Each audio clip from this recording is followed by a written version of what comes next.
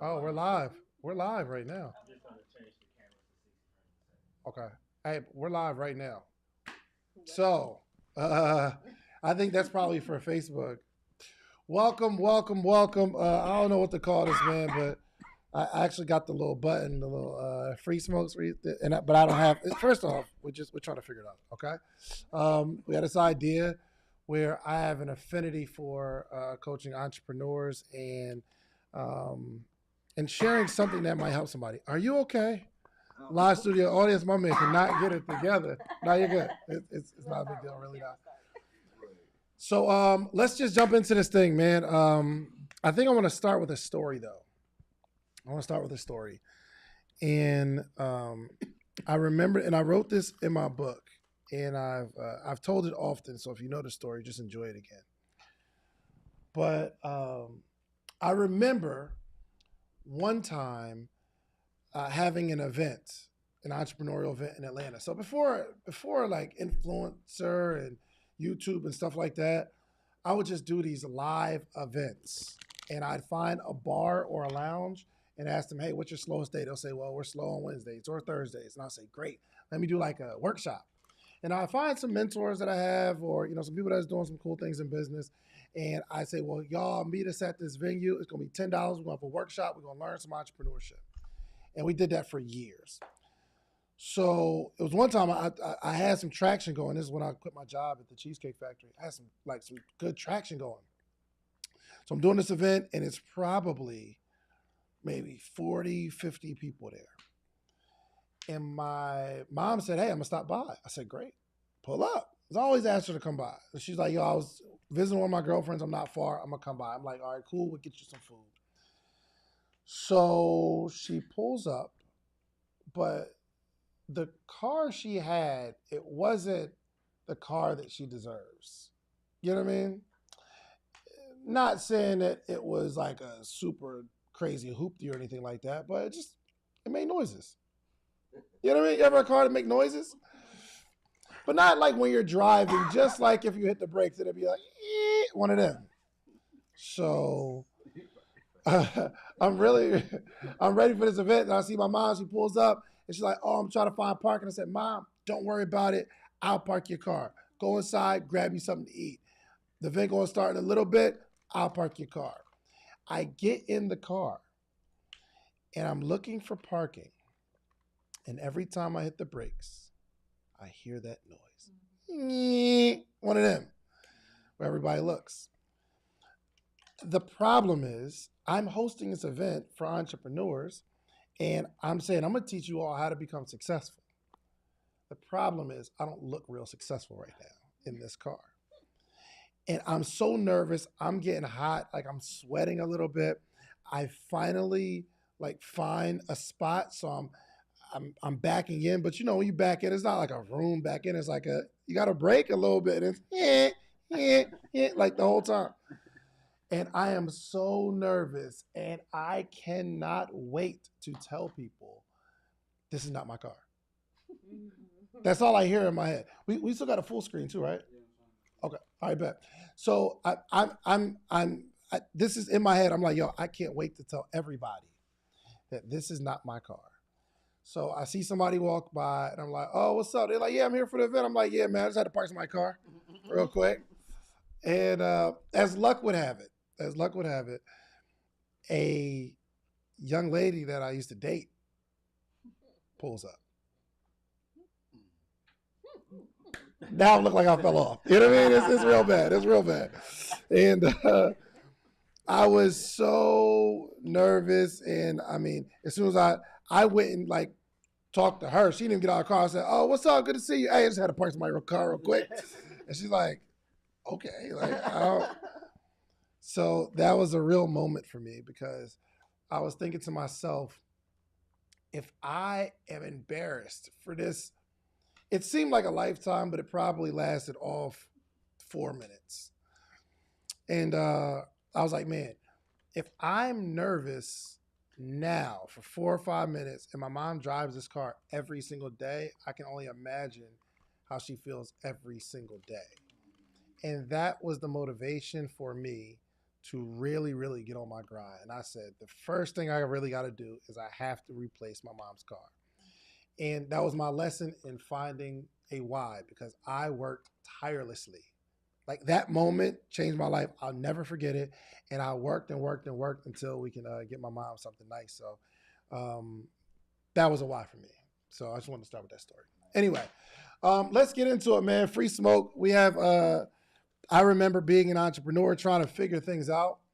And I just needed a little bit of advice. Like if somebody could just give me some advice or a different perspective, I knew it would help me. So the reason I created this new segment is because everybody is highlighting people who won or are winning or are accomplished their goal or whatever the goal is.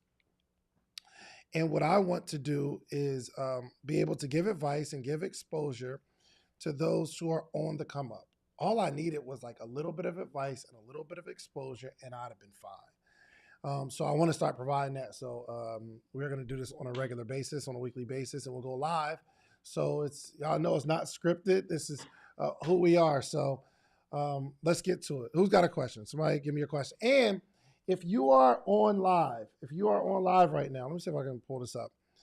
If you're on live right now, you could send me a text and I will call you live. I'm going to call you live and we'll be able to hear from you. So let me just make sure my Bluetooth is still routed to the Rodecaster. Is that my phone's still connected? See if it's connected. It should be. If not, here, you can take this out. And let's just make sure we get that connected. So there we go. Okay, it's connected, right? All right, cool. So I'll be able to call you. If you send me a text message to 404-737-4935. 404-737-4935. Do me a favor, comment on there, on the comments. Put the number 404-737-4935, and you can pin that. So if you send me a text message, I will call you back from another 404 number, and we'll be able to talk to you live. Okay, so let's get it. Who we got? Let's talk about it. Who's first?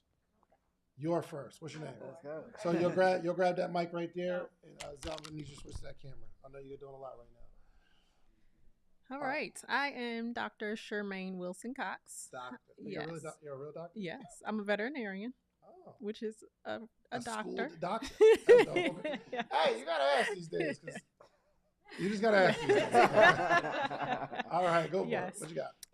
So I have a mobile vet practice. Okay. So I go to people's homes. I have a large mobile unit, go to their home, treat their pets. Mm-hmm. I've been doing it since 2019. And currently, business is going really good, but I kind of feel like I've kind of hit a plateau. So I feel like stuck. Hold on 1 second. Okay. The number, put it on the bottom instead of the top where it is. And we can make it a little bigger. Thank you. All right, go ahead. So I kind of feel just stuck. Like I should be going to the next stage in my business, but I don't know exactly what that stage is. I do have some ideas. I've thought about opening up an after hours urgent care. So when people, have issues with their pets and their regular vet is closed, they can come to the urgent care. And then I do want to come out with some products, but I don't know what products to come out with.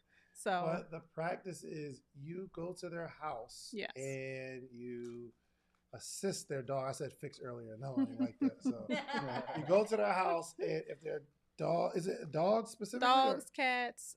We also see rabbits, guinea pigs, some Do you have goats. a list of animals or you could just help whatever? I really don't have a list, but if people call and say, hey, can you come see this snake? Yeah, I've gotten calls for snakes. I have, but I don't do snakes. You've never treated a snake? No. I used to have one as a pet, but I've never treated anybody else's. Sorry. No, you can just turn that off. Okay. Or just hit the off. Okay. So you go to their house, and do you have any other people that go to people's houses, or you're? I have a vet assistant. A vet assistant. Yeah, so she rides with me and helps me, hold the animals while I'm treating. But does she ever go by herself? No. Okay. So every single call you have to take. Yes. Mm. Yes. Are you in demand? I think so. Yeah. Do you see someone every day? Same person? No. No. It's I'm just always. saying, do you have a client Oh, every day? yes. Yes. Yeah. What are the house calls? What are they? Like how much? What type? Oh, so my house call fee to come out is $80. Okay. And then the physical exam is $40.95. Okay. So for me to come out, look at your pet, it's about $120. And then, it just goes up from there depending on what they need. Okay. So $120 for the exam to tell you what's wrong. Right. 50 off top. I mean 80 off top just to go. Mm-hmm. So that's $120. Right. And do you treat the animal right then and there? Yes. Yeah. Give me an example. So if a pet has diarrhea, we'll go do an exam. I'll get a fecal test typically to check for intestinal parasites, a On Giardia test. Yes, on site. Giardia test to check for Giardia. If those are negative or positive, then I give medications depending on, what we find. Gotcha. If those are negative, then I'll just, give some antibiotics to treat the diarrhea, to systematically treat the symptoms. And you have to put an amount on top to do all that, correct? Or is that in the same diagnosis amount fee? No, it's additional. Each test is additional. Okay. Yeah, and so each it's based medication. on the test. Right. Okay, Mm-hmm. got you. So if a guinea pig is, I don't know if they're hyperventilating. I don't know if they're hyperventilating. And you got to like do some CPR or something like that. Uh-huh. That's an additional. You got to like do that. Then you charge for that. Correct. Right in there. Right. But they don't know before you charge how much it's going to cost. No, it's pretty much a la carte. So when I get there, I give my treatment plan, what my recommendations are, and then I go over the treatment plan, how much everything costs, and then they say yay or nay. Good. And then I'll go from there. I think there's a couple options we could think of. One is obviously what you said, where you want to have your own facility where they come, right? Do those make money? They do. Yes. How much you think? I'd say at least. Find out. Okay. Just find out. Okay. So just if you go to some practices and ask them, how there's no harm in asking people what their business is doing. Some will tell you. Some just work there and they don't care. They'll tell you anyway. Right. And say, I'm thinking about starting one. I just want to get some information on how is it, right? Okay. And they'll tell you, hey, I wouldn't do that if I was you, or it's a really lucrative business. Okay. So just do some research on it. And I think sometimes, man, we have these ideas, but we're afraid to go after the idea. But the reason we're afraid is because we don't have information. It's just a bunch of stuff in our head. Like you had this idea or this vision, like I got this building, people bring their animals. We got like sections over here. We can do this and we can do that. And we can do x-rays and all that kind of stuff. But because it's so much in your head, it gets scary and confusing. But once you start writing it down and you start asking questions and really start doing research, it becomes a real viable option for you because you got some hard numbers. Right. You know what I mean? The second thing is, do you sell anything on top of the services? No. What I think would pretty much just like the medications. If I'm prescribing medications or shampoos or something like that, that's about it. I think we can do products, right? Where we just do some sort of product, and what people will buy. Not necessarily going to help. I mean, if you have something that's going to help the animal, of course, but just something memorable, cute. I don't know, whatever. But what I was just thinking is, if I were you, I would probably have some sort of monthly retainer to just come check you out. You know what I mean? Like I'll stop by your house once a month and I'll just pull up. And you don't necessarily have to go because most of if they didn't call you, there's probably nothing wrong. Right. And your assistant can go, hey, it's going to be $40 a month, $50 a month or something like that. Well, you charge $80 to show up, right? Right. So I would probably charge $100 for sure. Okay. Because I know if my dog, I don't like animals, so I'm a bad example. But if I did like animals and someone was, I would pay whatever to have you come check out my animal, right? But I would probably charge $100 for the visit. But I just do some sort of maintenance joint, $40, $50 a month. We stop by and I'll just come check them out. Okay. Because you might find something. before it becomes an emergency. Okay. And they're just on a residual. So you might have I don't know 100 people paying $50 a month. It's like five. It's an extra $5,000. Is that right? That's more than that. 5, yeah, maybe. Okay. Yeah, and now you can start hiring people to just go and it'd be on a commission base. Like, yo, you don't got to do nothing but go check on these people, and you can do it yourself. I mean, see, I don't know if I have the time to do it myself. That's for sure. But if you set it up and you have some assistants going, you never know. I mean, you could have, you know, a thousand. What's a thousand people on a $50 a month plan is $50,000 just to go check on your animal, just to make sure they're good. Okay. Come play for a second. It's a 5-minute stop. Hey, is everything cool? Okay, let me check this.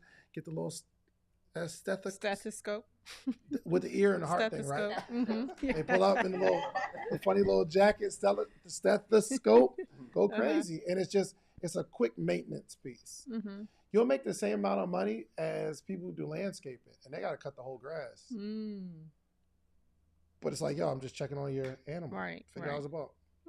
Just check you out. So I think those are a couple different ways that we can supplement the income for sure. Okay. Yeah. Cool. That good. Sounds good. Any other questions? Let me see if I have. All right. So hold on. I want to do this phone call thing. The speaker, is it still plugged up? Okay. All right. Cool. Because I'm about to call this person. You're live. Oh no! It doesn't give me the number. Hold on. It doesn't give me their phone number. It just gives me their name. Yeah. Text me your number. This is my first time actually doing a call in. It should. Okay, hold on. Let me try it. I'm gonna call you, Zoe. Let me see if it's working. Y'all hear that, right? Oh, it's about to be crazy. All right, cool. All right, let's go. Who's next? Let me get you, Ramon. All right. I was trying to figure out which. Yeah, in that question, you can take that off and start just highlighting because I want to see what people are saying as well. Yes, and you can start highlight, like you can click there and pin everybody else. Okay. Good. Okay, Ramon, what you got? Okay. The question I want to go with is I'm trying to figure out which direction I want to go in ultimately. Okay. I can either the two choices that I see, I can either lean into like tents. Tell people what your business is. So my business is Peachy Party Tents and Events. We do tents, tables, and chairs for events for rent. And right now, the bulk of my business is basically tents at this point. So I can either lean into tents, get bigger structures, and I like that because there's a barrier to entry, right? People can't just it requires capital, it requires a little bit of skill. So it's not just anybody can't just come into that field. So there's less competition. Or I can lean into events. And the reason for doing that, or the negatives for doing that is because there's a lot of competition in Atlanta. I'm sorry, you're saying tents or events? Yes. Okay, you can focus. You can be known as the person you can get a tent from. You get a bunch of other stuff too, right. But you're saying I could brand myself as the person that you can get a tent from because not everybody has tents. Right.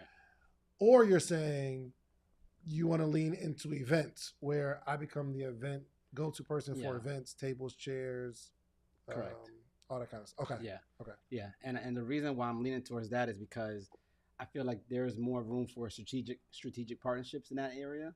More recurring revenue, but there's a lot of competition. But there's also a lot of events happening in Atlanta all the time. So I'm trying to figure out, which direction to lean into. Yeah. What's most profitable? I feel like the tent side would be more profitable. I don't have hard data on that, honestly, right now. There are a lot of people wanting tents? Yes. And tents are for outside, right? Yes. So it would be seasonal? Somewhat. It's kind of cold in Georgia. Yes, it is. But there's also a lot of industries that need tents in the wintertime, like movie production.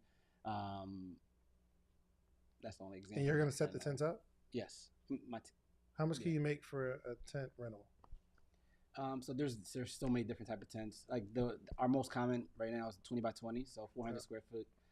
That goes out for $500 plus. You have the tent now, right? Yeah. Okay. We have tents, and that goes out for like $500. So. Gotcha. I think you. I don't look at it as different necessarily because it's events. But what I would do if I were you is I would just run maybe a 5-6 week campaign of we now have tents. We now have tents, and you're just promoting. Your PG Party now has tents because one, it shows people that you've been in business, but you have this new thing. But it shows the new thing, and you get to like still promote that I can do your event and I can bring a tent. So I would put my focus on tents for a little bit in your promotion, in your marketing. Okay. But sometimes if somebody has like a t-shirt brand, I advise them not to just sell the t-shirt brand. I tell people you need to pick one of those designs and that be the thing that you're pushing for a little bit. Now, when they come to the website, they'll see more stuff, but that's the thing that you're pushing because now you have something to be excited about. Remember on the call, I was talking about, I don't know if you was on it, or did I talk about it on the call? Or was it this past interview? I don't know. But you should always be launching something. You should always be launching something. Even if it's the same thing that you have. Like, so you've had chairs for a long time, right? Right. I would go on a 6-week campaign. Yo, new chairs. We now have chairs. I reached all my, we got chairs now. We ain't always had chairs. We got some chairs now. And they're going for a really good price. I got this special on chairs. Because if you don't promote something, then it's just like, well, I'm just waiting for people to buy. Like every so often, I'm just on a promotional something. You'll see me running morning meetup, or it's going to be some sort of workshop that I'm doing, or it's going to be podcast summit. I'm always like front running something in the business. Okay. Even if, I'm telling you, when I was selling t-shirts, I take the same t-shirt off the rack and say, yo, y'all wanted it? We got it. We restocked them. Yeah. But the only reason I'm promoting it because I stocked too many of them. But the crazy thing is once I start promoting it, all new, yo, this is our favorite shirt, our top selling shirt, or brand new, this shirt, hot off the press. People that have been following me for a while started buying. And people who had one before was like, ooh, I need another one. Same color. I would find anything to celebrate. If we're coming out with a new color of that shirt, it becomes this big promotion about the color. I see. And by campaign, you mean just general, whatever your avenues are, because not necessarily Google campaign. No. Mine went to. So internally, your company's campaign. Got it. Tell your team we're focused on tents for the next 6 months. Right. Okay. How many people got on your team? 4. Do they sell stuff too? No. Could they? No. Sell? What do you mean? I mean, no. Like people make a request and we just kind of execute the event. Are they VAs or they live here? No, they live here. You think they could? Because they got to set everything up. Yeah. You think they want to make some extra money? I'm sure they do. Yeah, I get everybody on the call. Yo, we pushing tents. If you can create a lead to someone who needs a tent, you get a commission. Yeah, I see what you're saying. You feel me? Yeah. And now, really, you never know. They probably got family reunions coming up. They got friends talking about events that they having, but they don't necessarily, because of their job, they're not thinking all the time, oh, Peachy Rental, right? Or somebody might, it's Peachy Rental, right? Peachy Party. Mm-hmm. Peachy Party Rentals. Or they might mention it, but it's not like a hard sale. It's like, yo, I work for a company. I could connect you. Yeah. But if they know they make some money, they're like, yo, you need a tent. Yeah. Yo, what you gonna do with that area right there? Yo, I can connect you. My boss, he got tents. I could probably give you my discount, right? Because they want to make some extra money. But for you, your major focus and your team, tents. Let's push this little tent thing. Copy. Yeah. Awesome. Yep. Good. All right, so I get to try this out. Are we ready, guys? All right, Zell, take down the number and highlight some people's comments. I want to see what they're saying in the comments. Okay. This is so exciting. Okay, are you ready? I'm about to call you. Alonzo, let me call you real quick. This is so cool. I hope he picks up.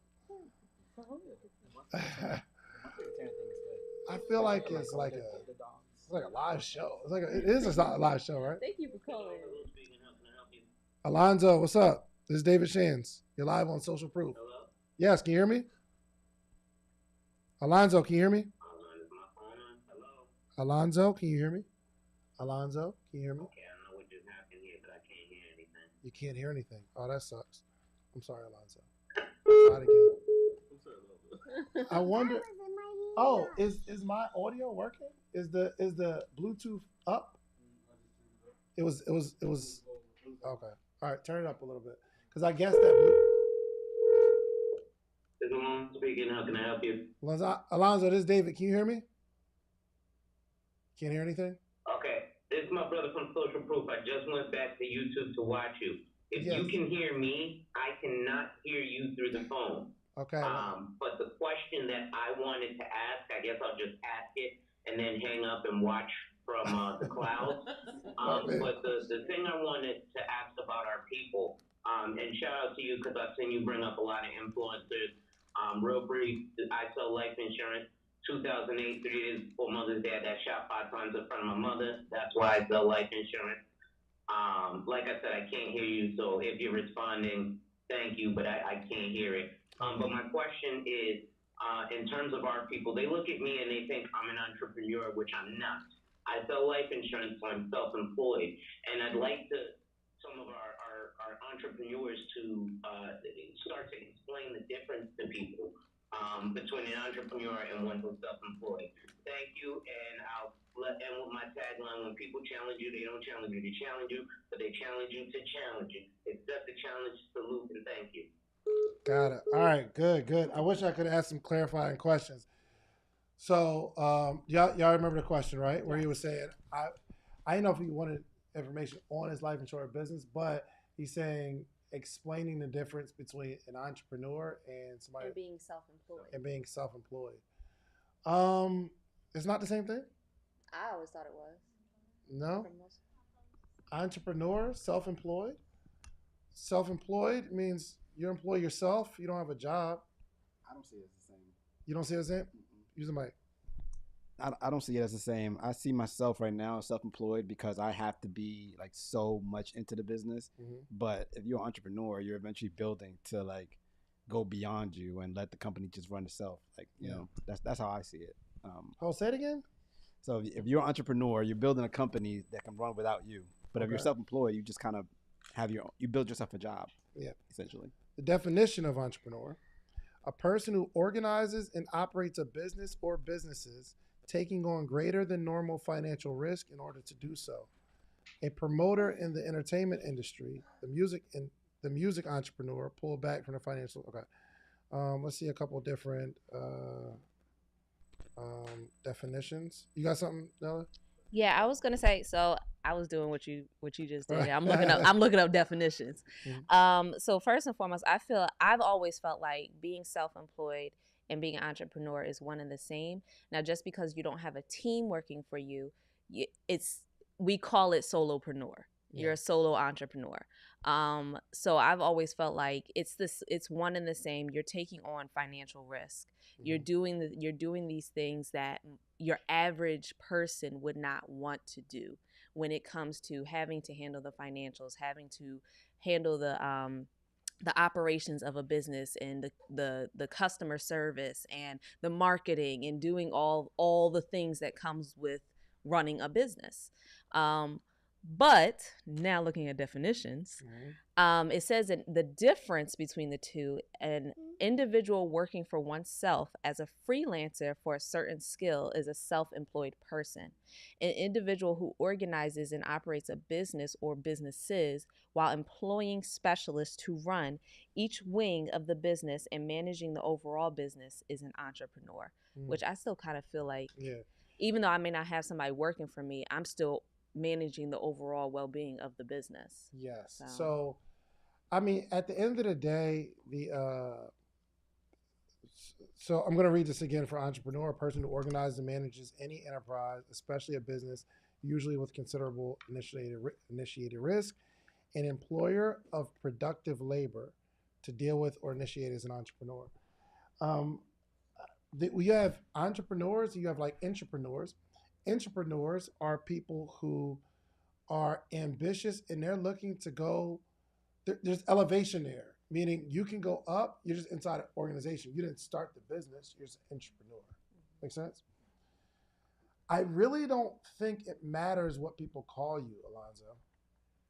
It's like, it's not like because someone calls you something, stop calling me entrepreneur. I'm not. It doesn't matter. Are you trying to go get your money and feed your family? Cool. Do you like what you do? Cool. I don't care what people call me. Just don't call me broke.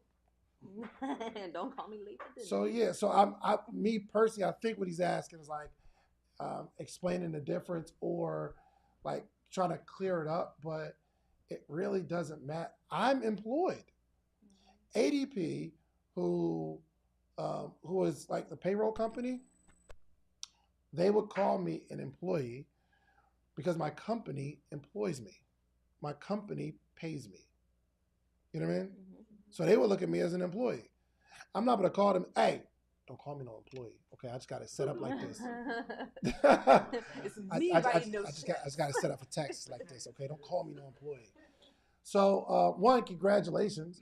But I think anyone, just me personally, I think anyone who has an entrepreneurial mindset, I think everybody should have an entrepreneurial mindset, meaning you build something that you control. You build something that you can control. I think everybody should try something entrepreneurial. Even if you don't want to, like you don't want to do the life insurance thing, Alonzo, I mean, you don't want to be an entrepreneur necessarily. Print up some t-shirts and sell them joints because it has your message and it carries your message and you get to control how much money you make. It'll be supplemental. It's not something else. Obviously, you almost died, so you're really, really passionate about this thing. So I would, if I were you, I would do my very best to continue to push the message. I don't care what people call me. Entrepreneur, I start a podcast. What if the podcast starts making money and it's something that you started and you're just trying to bring awareness to life insurance? Well, you would now be an entrepreneur. If you're building this podcast and it starts to grow and people start to like it and people start paying you to share their story or people start paying you to push their product, you are now an entrepreneur. So congratulations to what you're doing, man. But don't let anybody put you in a box. And if they do put you in a box, who cares? It's their box. It's their box they're putting you in. But that doesn't put you in a box. You know what I mean? Mm-hmm. So, yeah. Anybody else? Somebody on YouTube had a dope answer. So, hold on. Okay. So, Zell, let me walk you step by step. So, take the text off. It's going to be no. Go down to the thing. Go down to it. Yep. And then there's going to be a little X. No. Go to the, yes. The little box of the question that you put on. Where it says, yes. Hit the little X. Hit the little X. You got this, baby. Let's go. I got belief in you. You know what I mean? And then you're going to go to the comments. Go to the comments. Yep. Where's the comments? And then everybody that comments, you'll just like highlight them. Just add to broadcast. A few seconds later, enough to read it, and then you'll take it down. Okay? Because I want to see what people are saying. Yep. Hit one of them. There we go. My boy, you on it, man. Self-employed is giving yourself a job or tag. Oh, I think that's the definition, right? Okay. I think that's her. I wish I could call and have a dialogue back and forth, but we'll fix it by the next live, y'all. I promise you. Nah, but I'm saying some people text me. All right, so Nella, talk to me. Yes. Hola. So, okay, so going back to your story of your mom's car, because I've been in that position. Yeah. I had a Honda. It was my Impala where my windows did not roll down, right? And nobody asked you. Sorry. Windows didn't roll down. I've had the squeaky, like when you turn on the car, the whole car make noise, all the things. And I was that person that would park like way down yonder, and I was willing to walk so that that didn't jade my people's perception of me as an entrepreneur, as a professional, and everything else. So what would you say to somebody who may be dealing with that? You're so petty. No, but dealing with that, of the perception that something that they may have or may not have, especially like in Atlanta, for example.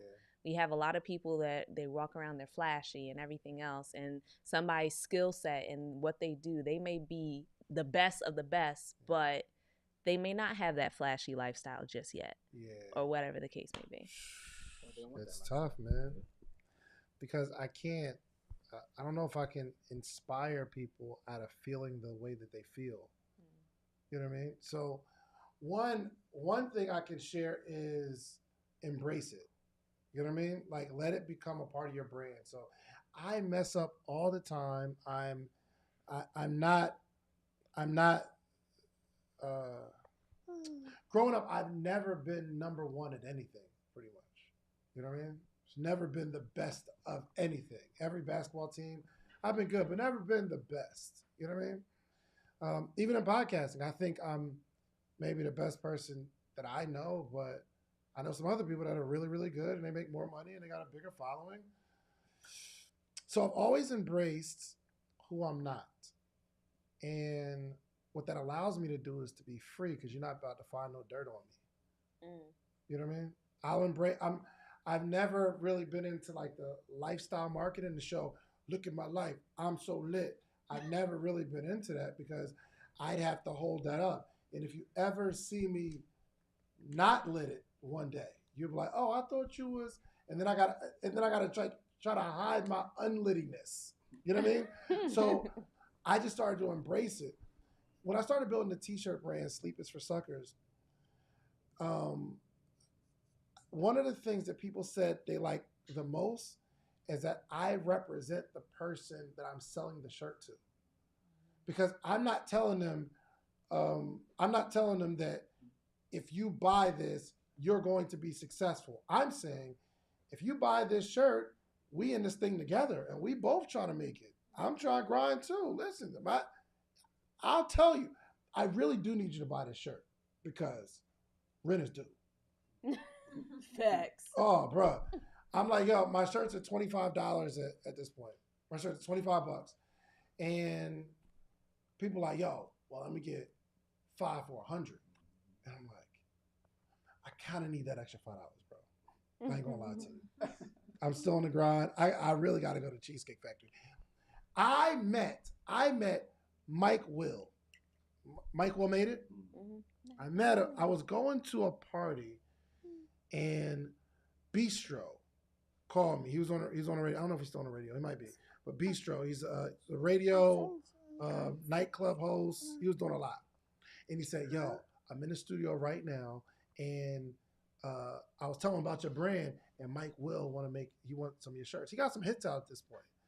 He's like, yo, Mike Will want to like link with you and get some gear. I'm like, bet, say less. So I was going to an event that night, and I told him where I was going to be at, and he was like, yeah, all right, bet, I'll meet you. It's a gas station across the street. I'm familiar with the area. I'm like, all right, bet, say less. So I pull up in my car, and I had what's called the Backseat Boutique. So I just find what you want. So I asked Mike, like, yo, what size you wear? And he told me a size. I'm like, all right, let me go grab a couple pieces. I'm telling him about the shirt. He's like, ooh, I'll take that one. I'll take that one. I'm cool.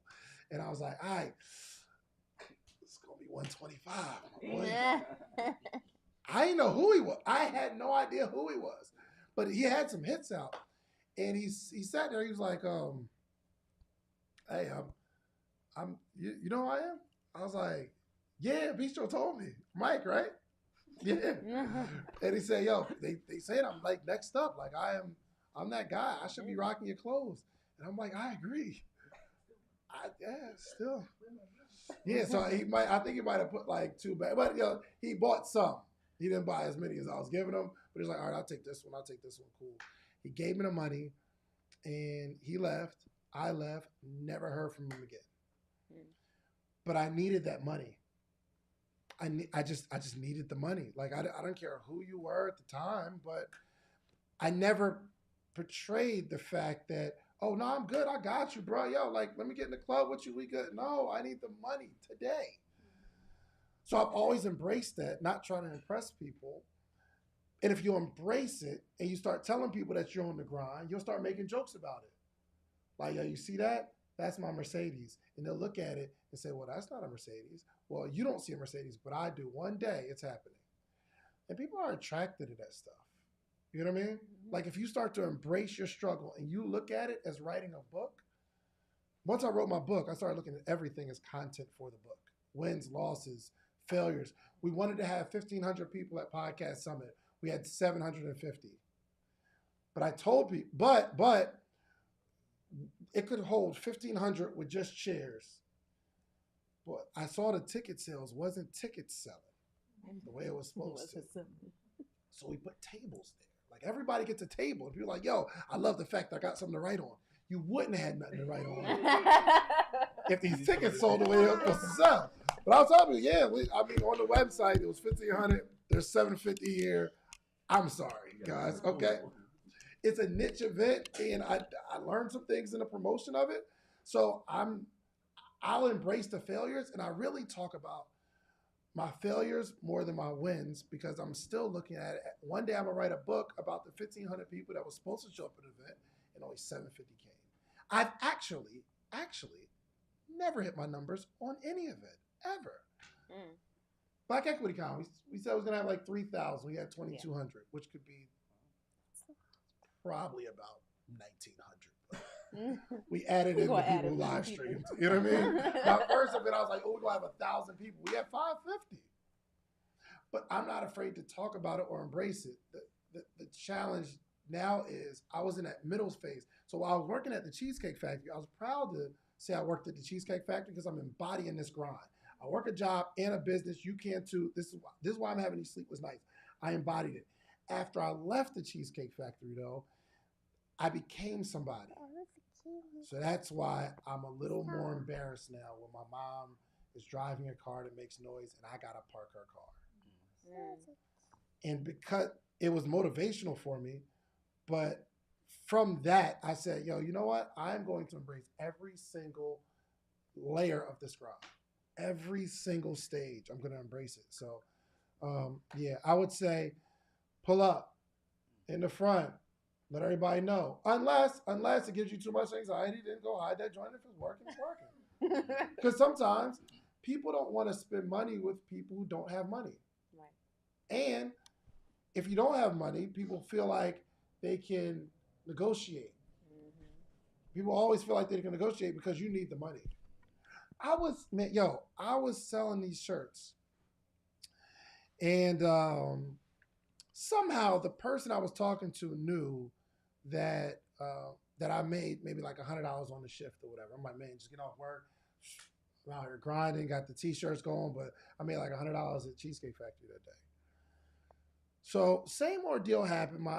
Somebody wanted to buy some, and the shirts were selling for $25, and it was like, yo, let me get like 6 400.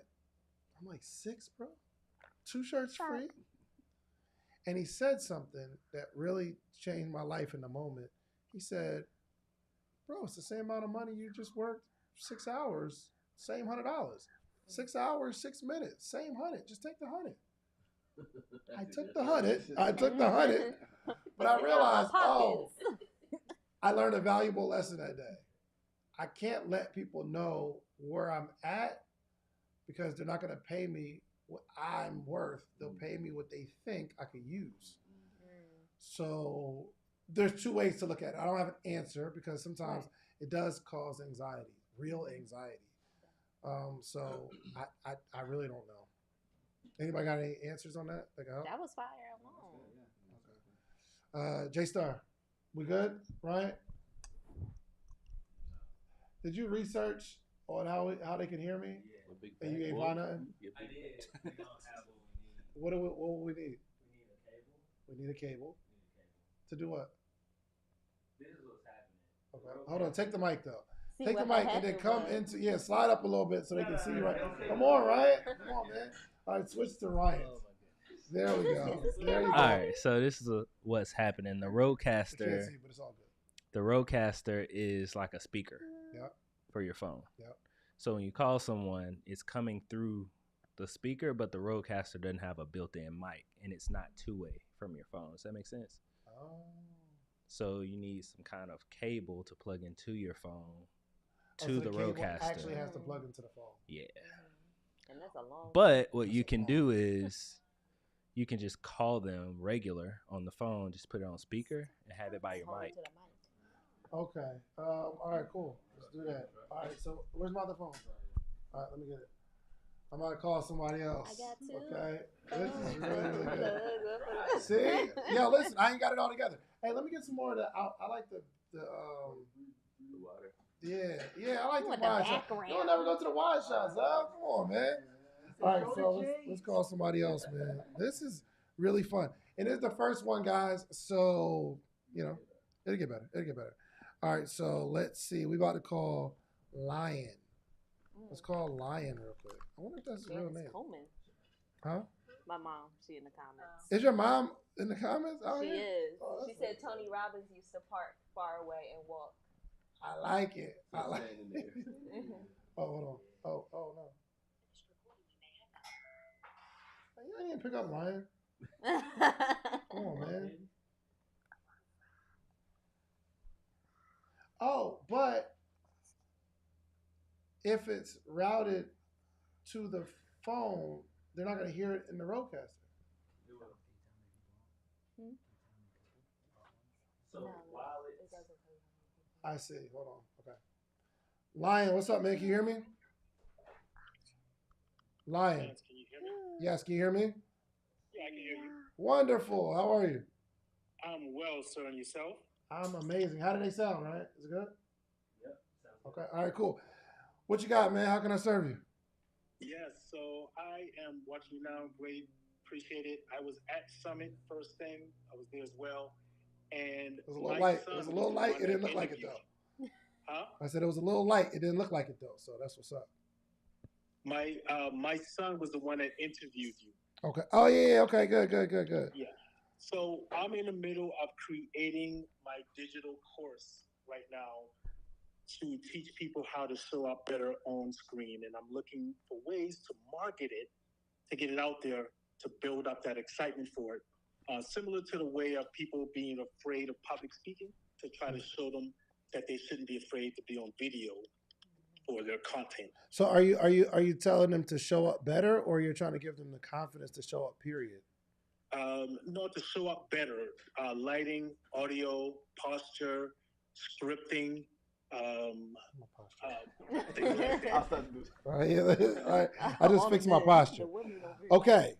So, but I'm saying in your description, you talked about two different things. One was like they shouldn't be afraid to go, and that's why I just want to make the distinction, Sure. because it's two different audiences. You know what I mean? One is the Correct. person who hasn't cut their camera on at all.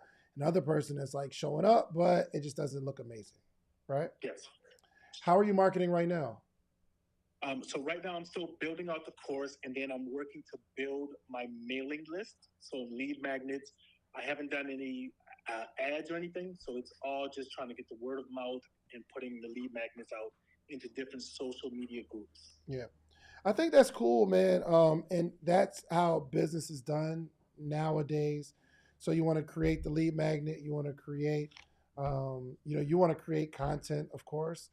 But I have every single day somebody that comes into my comments in my DM, and they tell me that essentially that my clips suck. And they're like, hey, I could do your podcast and I could pull some clips and I'm guaranteeing they're going to go viral. Every day, somebody is lobbying for my business, but they're just asking me directly. So if I were you, I don't know like what your job is. Is this your full-time gig? Yeah, I'm a retired Marine, so this is what I do. Okay, which means you got money, so you good.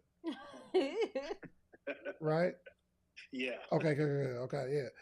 So if I were you, I would set a number, a contact number every day where I'm going to find, let's say 5 or 10 people that I see online, and I'm going to send them a DM. What? Yo, my man, David Kinani, he was running my ads for like the last 2 years. And he sent me a DM. He was like, yo, I went to your website and I noticed that you didn't have a pixel on your website. You know what I said? It's a pixel. Heck is a pixel. He said, oh, it's a pixel. He said, it's something that gathers data when people go on your website so that you can track them. So if Lion comes on my website, the pixel grabs that person's information and it says, oh, well, Lion is this type of person. One, the pixel can start building out an audience of people that look like Lion. Or when I do run some ads, I can start targeting Lion. You ever went on a website and you start seeing all the ads, Yes. it's because of a pixel. David's breaking this whole thing down to me. He was like, yo, I'll just put the pixel on your website. No problem. I like your stuff. It's really dope. I said, cool. He said, okay. We went through the process, pixel set up. And he said, all right, yeah, so I run ads for people. Who else am I going to get to run my ads? My man just taught me what a pixel was. So I would start reaching out to people, and maybe there's a copy and paste. Y'all saw your video, your lighting's a little off. If I were you, I'd try a 3-point lighting. It doesn't seem like you have that. You know what those people are going to say? Gotcha. Heck is a 3-point lighting. And that opens the door for the conversation. And it's the audience of people that you're looking for who aren't showing up their best. And I mean, believe you me, the way you show up definitely creates conversion, which everybody wants some conversion of some sort, whether it's a sale or a follow or something.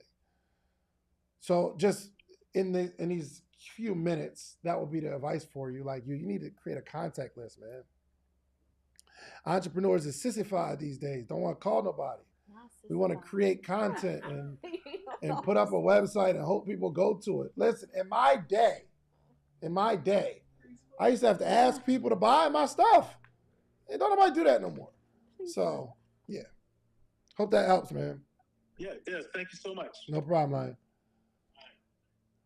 Ryan. So it sounded good, Ryan? Yeah. Hey, you should pull your pants up a little bit. Are we really? Oh, that's lit. Okay. J-Star, hold your question because I like this little phone call thing. Hold on, give me a second.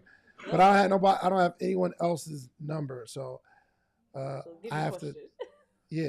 Hey, can you just text those people and say, hey, give me your number? And then, yeah. Okay. What you got? Let's do it. What up, world? What up, world? J-Star here, at the real J-Star everywhere. But my quick question is, when do you know you're in the right business? I think a lot of times we're trying to do what everybody else is doing, so we just jump and jump and jump. But when do you know or in your case, when did you know that you were in the right business? Well, I mean, I thought every business was the right business. Wall Street's I'm sorry? Trap's calling. He's calling? He's calling that phone? Yes. Oh, all right, pick up. So, yeah, I got you. Yo, bro. I'm live on YouTube, Trap, and they can hear you. Oh, golly.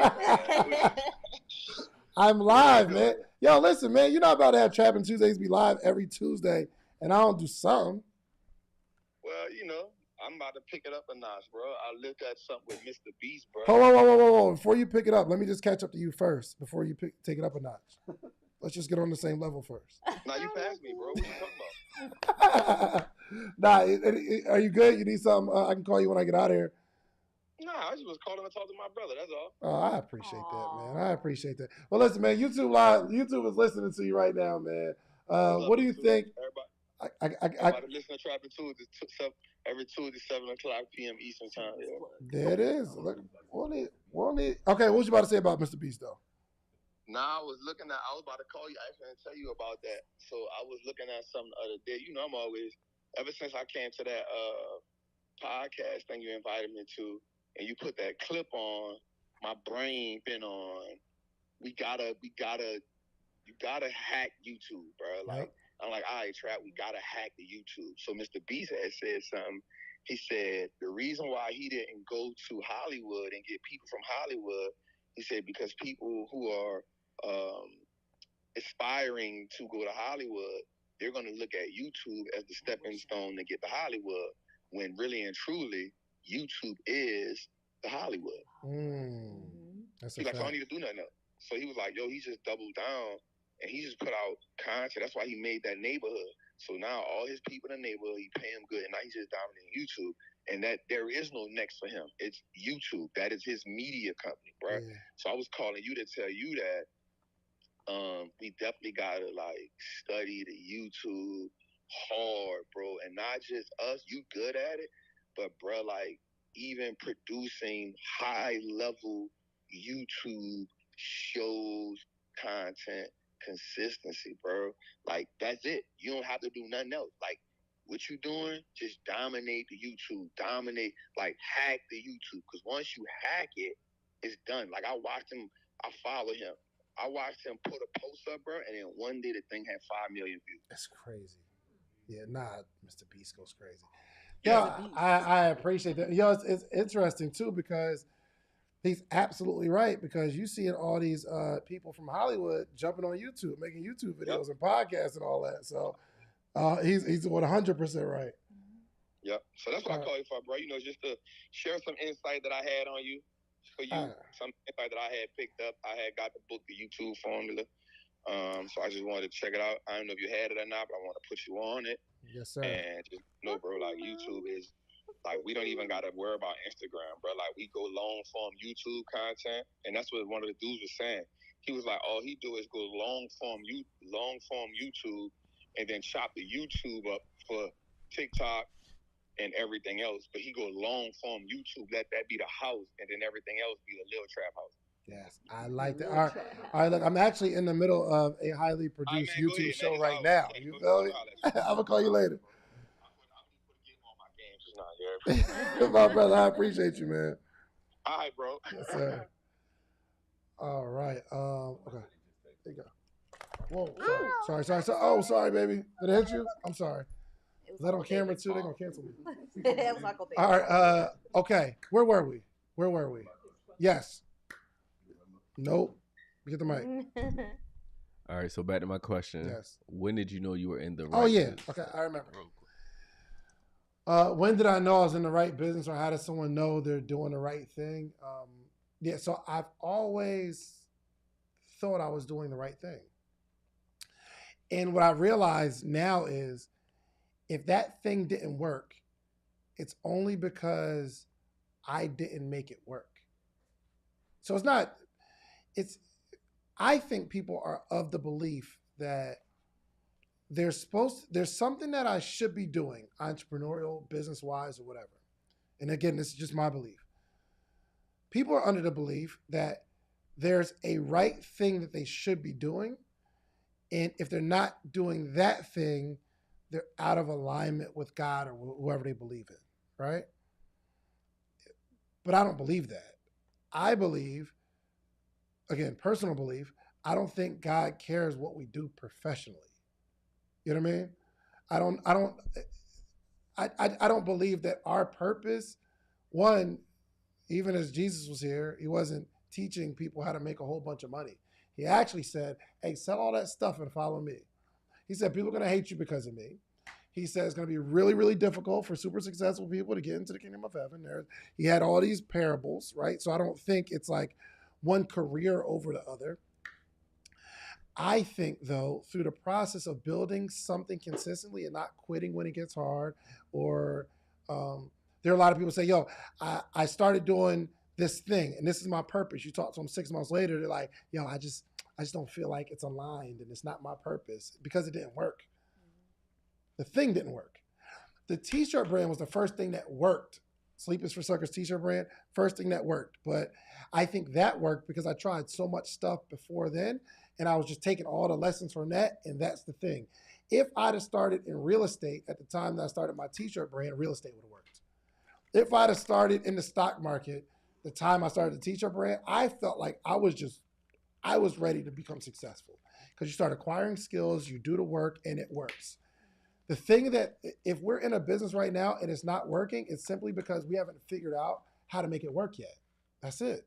So we got to figure out how to make the thing that you want to do right now work. You got to remember the feeling that you feel when you start, because when you start, you feel like it's your passion and your purpose. Am I right? Everything we start. We don't start something and think, this is going to be terrible, man. We don't think that. We think we're making the right move. And we are. But we quit because we haven't figured out how to get it to work yet. That's it. That's the point. So whatever you're doing right now, if you feel good about it and it's not working, you just have to figure out how to get it to work. Because if you jump to something else, the feeling that you feel right now will repeat. Man, I just don't feel like I'm doing the right thing. If you can figure out how to make it make money. So you're in music. Music is it's just something that I don't understand. I was actually asking a friend of mine the other day who's an A&R for a major company. And actually invited me to Jermaine Dupree's studio, and we was talking about like podcasting. And I just can't figure out how to get music to work. You know what I mean? I don't know if it's a formula, and I know it's like connections and music got to be good, stuff like that. I just can't figure out how people make money in music. I just haven't figured it out. But you can. Drake has. Sexy Red has figured it out. Lord. Well, Sukiana. All right, next question. Next. Yeah, I don't know, bro. I don't know. But if you believe in it and there's evidence that it works for other people, it could work for you. Yeah. So we have somebody that wants to be anonymous. Okay. Okay. Their question is, how much money, impact, or other high-profile variables is enough to be proof that I know what I'm doing? Read it one more time. How much money, impact, or other high-profile variables is enough to be proof that I know what I'm doing? It's a hard question because I don't know where it's coming from. So she could be talking about, or he could be talking about, I'm trying to prove to my family that this thing works. How much money do I need to make to prove to my family that this thing works? Or I'm trying to make enough money so that I'm accepted in the circle of entrepreneurs in Atlanta. And I want to know how much I have to be making so that I can prove to other people that it works. Or I need to create a course and I need to know how much money I need to make in the thing to prove that I know what I'm talking about, enough to sell a course. And I have no idea. I think we got to prove to ourselves, like, let's prove to ourselves that we've succeeded in something. I wasn't worried about what success looks like in the eyes of other people. My goal is making $100,000. If I can make $100,000, I'll be the most well-paid person in my family. I'm up. That's enough to at least be the most successful person in my family. To be lit at the family reunion, it's up. How much do I need? How many followers do I need to be lit at the family reunion? Right. How many celebrities do I need to stand next to so that when I'm with my homeboys and my homegirls, they be like, yo, you was with so-and-so? Yeah, I was out here. You feel me? I'm up. We got to stop basing our goals off of what other people are going to think about us. I base my goals off of what I want. Now, your want might be based off like what you think. Like if you have to be making $250,000 to be in some sort of club or some sort of membership or to join some sort of mastermind. Well, the goal is to make $250 so that you can be in that group, right? But we need to set our goal based on what would allow us to call ourselves successful. I know what makes me successful. All of my bills are paid and I can do some extra stuff. I can have a nice car. House is cool. My wife wants to move, but our house is enough. It's cool for me. You know what I mean? And we was at Jeremy's house, Jeremy Anderson's house. First off, he got 2 backyards. It's a backyard. It's a huge backyard, bro. And then to the left of that is another huge backyard. It's just 2 big backyards. And then he got mad land. He can have a 3rd backyard if he wants it. And like the kids was in the pool and they're playing. They got a little fire pit and they got a little tent, a little area where you can watch TV outside. And I'm like, this house makes me sick because I know when I go home. I know. Oh my gosh, did you see that? We need a little. Hey, bitch. I want 2 backyards. Yeah, I'm like, baby, what you gonna do with 2 backyards? You know what I mean? But I know what makes me feel successful. And if I accomplish that, then that's the number. That's the goal. If you don't feel satisfied, there's people who make millions of dollars. I can imagine right now there's somebody who makes $200, $300 million a year and they don't feel like it's enough because they're talking to billionaires. And it sounds crazy. It sounds crazy that someone would feel like they're not enough or I'm just not accomplished or I'm average. There's some people make $300, $400, $500,000 million and they feel average because they're around all these billionaires. And it's a different level. They're double you, 4 times you. You know what I mean? Mm-hmm. So, yeah, that was that.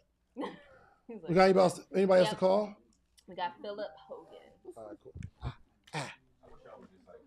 This is so good. You get nervous. It's funner that way with the throw. All right, this will be the last one. I'm sorry. On the string. Okay. Can you read that, Nella? Because I can't with the mic. Because I can't. Read which one? That was on the screen. Yep. Yeah. You're good, bro. It's all good. Okay. How did you narrow down on your passion? How did you commit to something knowing that you might not always want to do that day in and day out? How did you narrow down on your passion? And how did you commit to something? What was that part? How did you commit to something? How did you commit to something knowing that you might not always want to do that day in and day out? I mean, well, you go into it knowing that you're not going to want to do it day in and day out, right? You guys get married soon, I would imagine. Mm-hmm. When are you going to propose, Nella? Okay. Anyway. Firstly, this is what I So, I'm going to tell y'all this right now. There's going to be some days you're not going to want to do it day in and day out. 100%. So why would you get married when you know there's going to be times where you're just not going to be feeling this person, that person's not going to be feeling you? Or entrepreneurship. You commit. Mm-hmm. You say that I am here because I said I'm going to be here and I'm not going anywhere. I'm going to be in this business for a long. When I started working at the Cheesecake Factory, I had this realization that I didn't have a long-term job anywhere. I never stayed at a job longer than a year. Actually, longer than 10 months. But everything I've ever done was less than that, including relationships. So when I started working at the Cheesecake Factory, I've always been an entrepreneur. I'll say it again. Oh, 100%. You know what the worst thing that can happen to an entrepreneur is they have a little bit of success. Because that little bit of success gets you to believe that you can do anything. You're successful. And then you start doing other stuff because you were successful here. And you start losing your focus. But the focus is what got you to the level of the little bit of success. But we never get over that because we start dividing our focus. Other people start coming with business ideas and other people start doing stuff and you feel like a business guru and it's working and it just takes your focus away. But when I was working at the Cheesecake Factory, while I was filling out the application, I realized that none of my jobs ever lasted longer than 10 months. So I'd allow an application. You know what I mean? So it looks like I'd stay somewhere. But just going through the process, I'm like, dang, I do have commitment issues. Outside of the job, I never stayed in a business longer than 10 months. I never stayed in a relationship longer than 10 months. There's nothing I could think of that I did consistently for longer than 10 months. And that was a challenge for me. So I said to myself, and mind you, I am an entrepreneur through and through, but I told myself I will stay at this job at least a year.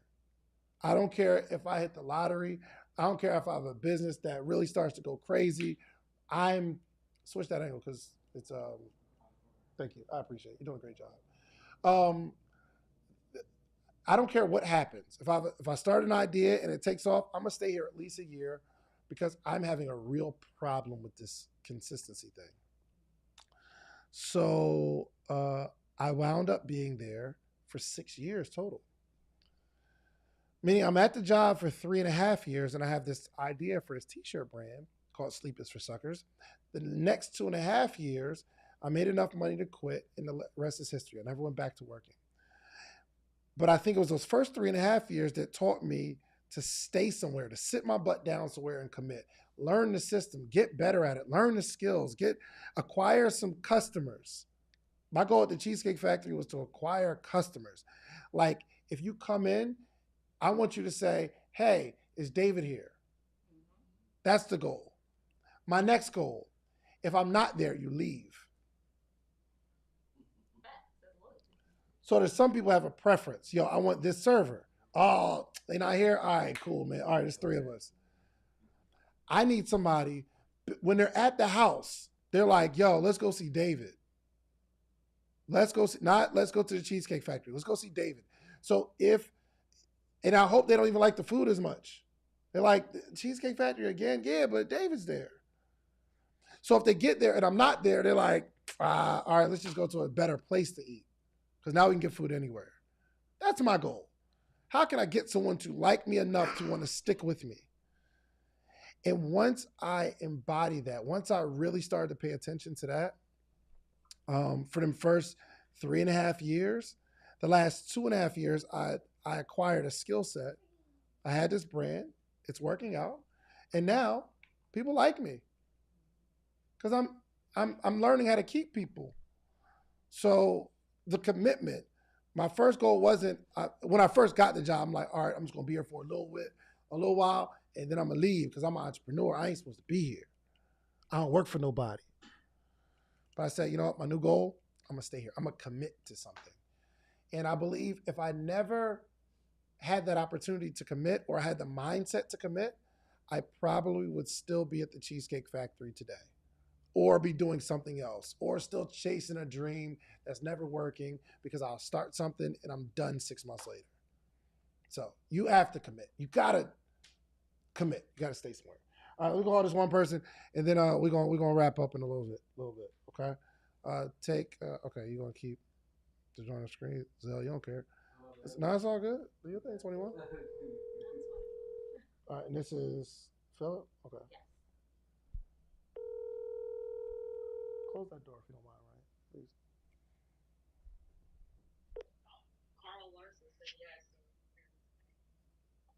Hello? Hello, is this Philip Hogan? Hey, David. What up? How you feeling? How you doing, man? I'm good. First off, are you subscribed to the YouTube channel or you just be watching?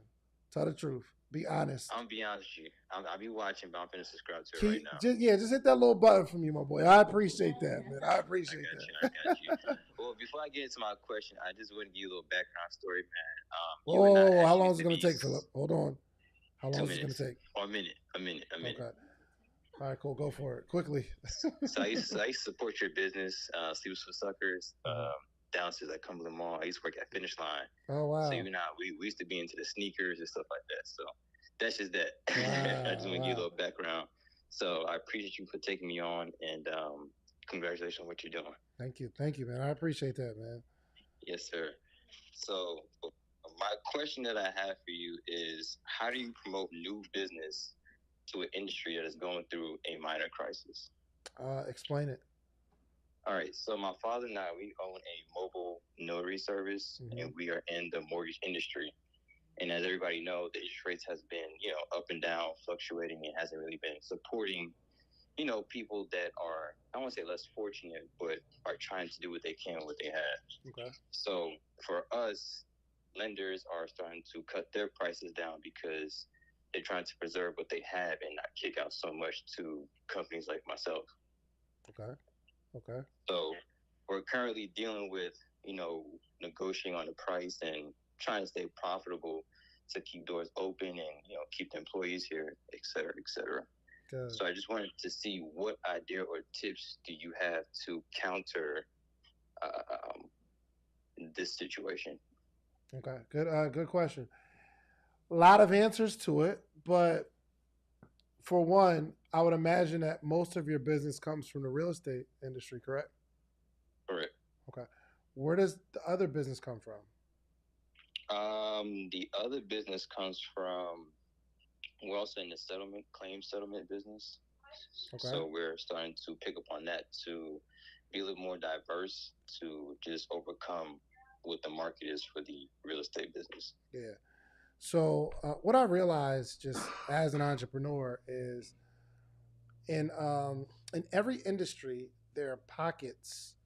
There's pockets of people who share like the same interests, right? I remember working at Cumberland, and I remember it was this week where people were coming in and everybody had skates on their shoulders. And I'm like, yo, what the heck is going on? They're like, yo, it's a national skater convention. I'm like, skaters get together? I didn't know it was a culture like that. So in every industry, there are pockets, right? So there is a group of people who do mortgage loans specifically for investors. Am I right? Correct. There's also some people who do mortgage loans specifically for first-time home buyers, First time. Like they're just focused on first time home buyers. Not your first, not your second, not your third, not your investment. But if you are first time, my whole brand is I want you to come to me because you are a first time home buyer. Am I right? You've experienced this. Right. Well, with notary, you got to find that other pocket because you could do more than real estate. And just how you built up a network of people where if they have something in real estate they got to notarize, they're going to call you, right? You have those people. Correct. Well, there's other industries too, and there's other pockets and other niches, and you got to find what that is. I don't know if there's a corporate, what's the word I'm looking for?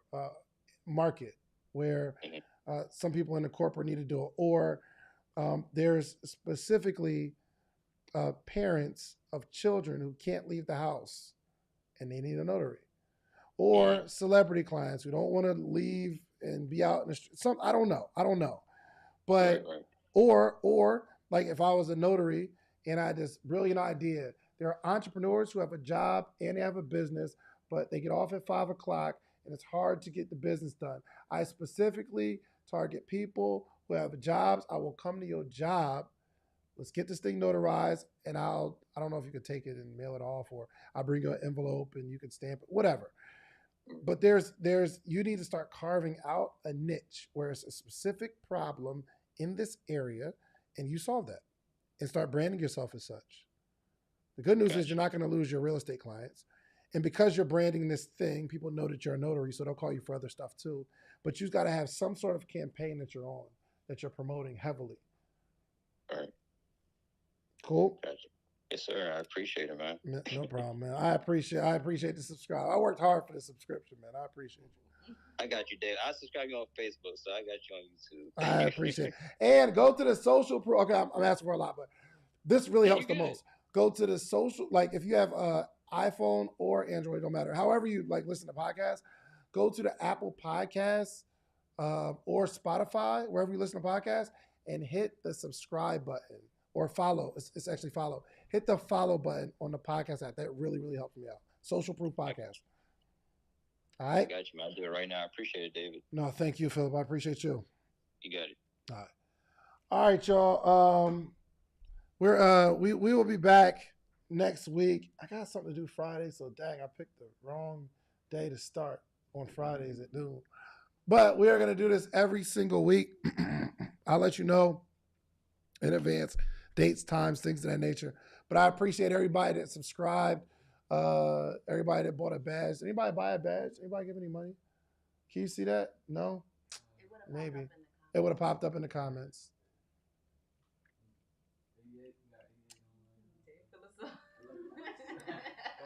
Can I fill away? Did they give me the $3 on the YouTube? It's cool. It's cool. We're going to keep doing it. I ain't pressing y'all.